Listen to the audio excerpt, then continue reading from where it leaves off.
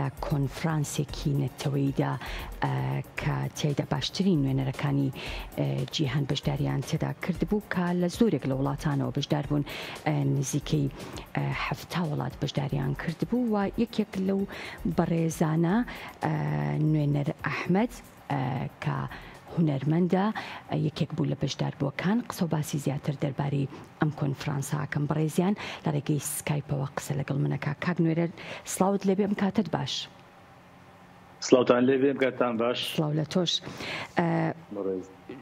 بەشداریکردنەکەی بەڕێزتان چۆن بوو و لە چ ڕێگەیەکەوە بوو؟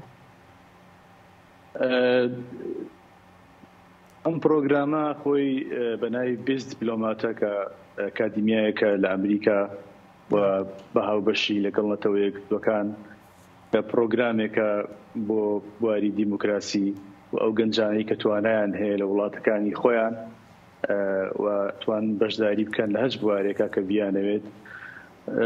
و تایبەتترین بەشداریکردنی من بەڕاستی ئەمە یەکەم جارمەک و بەشداری بکەم لە کۆنفرانسێکی نێودەوڵەتی کە چەند ڕۆژێکی خایاند و کۆمەڵێک شتی زۆر باش فێر بووینتیایە، کۆمەڵێک سەرنجی زۆر باشی وڵاتان لە هەڵوێستی ئەو ئەندامانەی کە لە وڵاتانەوە هاتوون لە ئەفریقا و لە هیندستان لە رووسیا و ئەمریکا و دەیان وڵاتی تر کە ڕاستی جێگای خۆشحاڵی من بوو کە لەو کۆنفرانسەیە ئێمە شک و کورد چەند گەنجێک بووین کە بەشداریمان کرد تەنانەت لە ستافی بیست دیپلۆماتیشە خۆشحاڵانە چەند گەنجێکی کوردی لێ بوو. توانیمان لەوێ بەڵێ پرسیارێکی تر دەیە.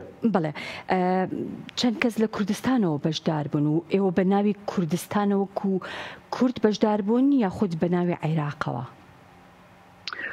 وی لەم بیست دیپلۆمات ئەمە یەکەم جارە کە کوردستان هێندەک خەڵک بەشدار بێتیە. بەڵێ تەنها لە شاری دووە سێ ئافرەت بەشداری کردبوو. بەڵێ کە هەر کەس ستایسی خۆیان هەبوو. بەڵام ئەو کاتی کە تۆ ئەپلیکیشنەکە هەڵە بژێری تەوان یەک وڵاتی تایە ئەو ڕێکمانەیە کە ناوی کاک زەکەریایە لە ئەولێر و ئەو بە ناوی دیارە زانکۆکەیانەوە هاتبوو. دواتر ئەتوانی هەچ ناوێک هەڵبژێری. بەڵام لە ڕۆژی سێمی کۆنفرانسەکە بەشێکی تایە کە بەشێکی تووری و ئاڵایە کە ئەتوانی کلتورەکەی خۆت نیشان بدەیت ڕێگای گۆرانی هەڵپەرچێ ئاڵاکەت و سرودی وڵاتەکەت. و ئێمە ڕێکەوتین لەناو خۆمانە کە چەند کەسێک بووین 5-6 کەس بووین کە هەڵبژاردنێکی ئەلکترۆنیمان کرد بۆی کە چه ئاڵاکە هەڵەگرێت. هەرچەنە من پێم خۆش بوو یەکێک لە کچە کوردەکانی خۆمان من وتم بەشداری ناکەم. بەڵام ئەو کاتی کە هینەکەیان کرد هەڵبژاردنە ئەلکترۆنیەکە کرا من دەرچوو و منیش ئاڵاکەم بە شانازی و هەڵگرت کلتوری وڵاتی خۆمان نیشاندا هەڵپەرچێکی جوانمان کرد بە جلی کوردیەوە بە شێوەیەکی زۆر باش توانیمان هەموو ئەو وڵاتانی کە ئەفریقا و ئەوانە زۆریان پێخۆش بوو بە تایبەتی هەڵپەڕن لەگەڵمانە چەپڵیان لێە شتێکی زۆر جوان بوو. زۆر باشە. ئەوەندەی کە تێگەشتم کوردانی پارچەکانی تریش بەشدار بوون لەم کۆنفرانسە. هیچ کۆبوونەوەیەک یاخود گفتوگۆیەک ساس کرا؟ یعنی ئێوە بۆ خۆتان وەکو کوردەکانی هەر چوار پارچی کوردستان هیچ کۆبوونەوەیەکتان هەبوو؟ دواتر هیچ شتێک هەبوو کە ئێوە بەیەکەوە کوردانی هەر چوار پارچی کوردستان پێشکەشی بکەن؟ بەڵێ لە ڕاستیە ئێمە خۆمان یەکسەر ڕێککەوتین چونکە من پێم وتن لە هەر شوێنێک لەم دنیاە کوردێک هەبێت بێوێت بەشداری بکات. من ئەچمە دواوە بووی کە ئەو کە بەتوانە بێت و ئێمەش من و ئاوازخان دوو ستانسمان هەبوو. پاشەکشەم بە ستانسەکەی خۆم کرد هەڵوێستەکەم بۆی کە ئەوەی ئەو بڕوات و ئەو ستانسی ئەویش لە ناو هەڵبژاردنەکە چۆ پێشەوە. ئێمە بەڵام لەم بەرنمەیە تەوان بۆ یەکەم و دووەمی نییە و هەموو کەس لەو کۆنفرانسەیە ئەتوانێت کە بەشدارە بێت وەستانسی خۆی هەیە. بەڵام پرسنجەرێک حازرەکرێت تەوان پرزنتیشنەیەکرێت کە ئێمە گروپێکمان دروست کرد. گروپەکەمان زۆر گەورە بوو کە پێگاتوو لە نوێنەرانی هیندستان و پاکستان و ئەفغانستان و ئێمە وەکو کوردستان.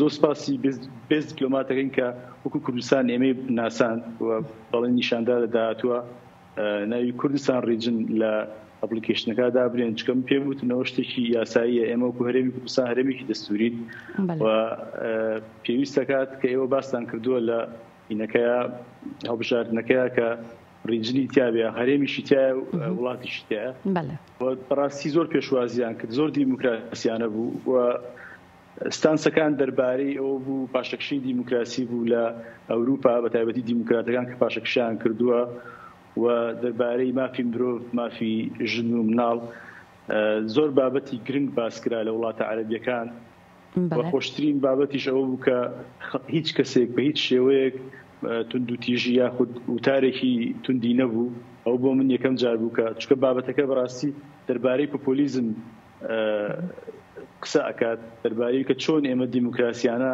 مامەڵە بکەین دیپلۆماسیانە مامەڵە بکەین لەگەڵ کێشەکانە بۆ هیوایان کە بتوانین لە هەرێمی کوردستان لە کوردستان بەگشتی ئەومان تێبکۆشین بۆی کە بە شێوەیەکی دیپلۆماسی پەیامەکانمان بگەێنین و پەیامی کلتوریمان گۆرانیەکانمان مۆسیقامان و بە لێک تێگەیشتنمان بتوانین وڵاتەکەمان بەرینە پێشەوە چکە پرۆسی دیموکراسی پرۆسەیەکی زۆر گەورەیە هەندێک وڵاتی زۆر زلهێز هەیە کە لە عالەما کە 0.5 دیموکراسیان هەیە و پێویستەکە ئێمە دیموکراسیەکەمان بینە پێشەوە ببینە ناو زمانی ژمارەکانەوە کە ئەوە ستانسێکی گەورەی ئینتەرناشناڵە. بەڵێ ئاماژەت بۆ کرد کە بەشداربووان هەر یەکەیان هەڵوێستێکی جیاوازیان تایبەتیان هەیە هەمووتان بابەتەکانتان سیاسی بوو یان بابەتی فەرهەنگی و کللتوریشی لە خۆ گرت؟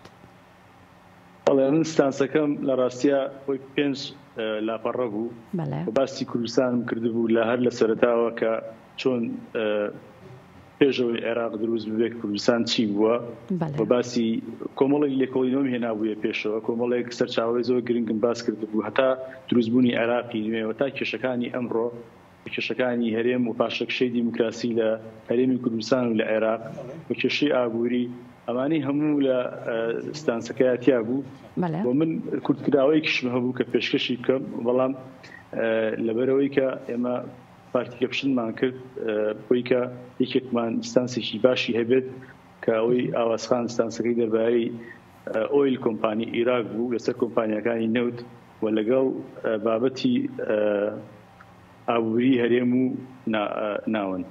زۆر باشە وەکو دیپلۆماتکار ئەو شەهادەی کە ئێوە هەتانە ئەتوانن کاری دیپلۆماسی بکەن بۆ وڵاتانی تریش؟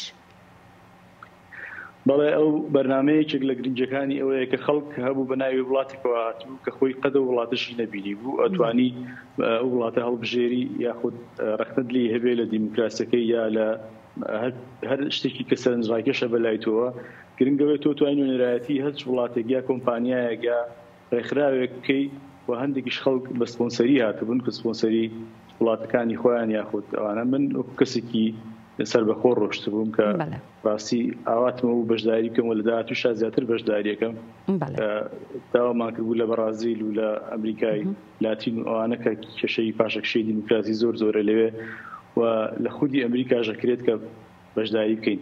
من بۆ هیوام کە بتوانم لە گەڕانەوەمدا بە هەنگاوێکی تر بە نەفەسێکی تر بتوانم لەگەڵ ڕێکخراوەکانە لە ناوەوە لۆبی ئەو بابەتانی کە گرنگە بیکەین و کاری بۆ بکەم هەچ کەسێک دەست پێشخەری کاوم لە خزمەتانە لە هەر میدیایەک لە هەر شوێنێک ئینسانێکم وەکو ئینسانێکی کورد خۆشحاڵم بوو کە تێبکۆشم لە پێناوی ئازادی و مافەکانی گەلەکەمانە.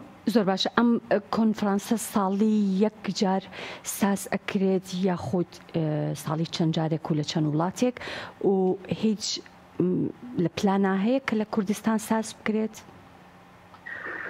تاوان ئەو بابەتە لە دوایە کە کۆنفرانسەکە تەواو بێت داوای هینت لێکەن بیرۆکەت لێکەن کە چ بیرۆکەیەک دەیە لە داهاتوە ئەم کۆنفرانسانە من نێچێک لە خاڵەکان کە زیاد کردبوو کە لە ئەپلیکیشنەکەمانە هەیە چکە ئەو شتانە هەمووی بە شێوەیەکی یاسایی و ئاسایی ئەڕاتە ناو ئەپلیکیشنەکەەوە داوام کردبوو کە لە کوردستان و بەرازیل هەڵبژاردبوو کە تایە ئەنجام بدرێت ئەم کۆنفرانسە بەردەوام ئەنجام ئەدرێت لە مانگەکانی داهاتوە لە تایلەند ئەنجام بدرێ و لە ساڵی داهاتووە لە سەرەتای ساڵی داهاتووە لە مالیزیا لە ئەمریکا و بەردەوام لە زۆربەی وڵاتەکان ئەنجام بدرێت.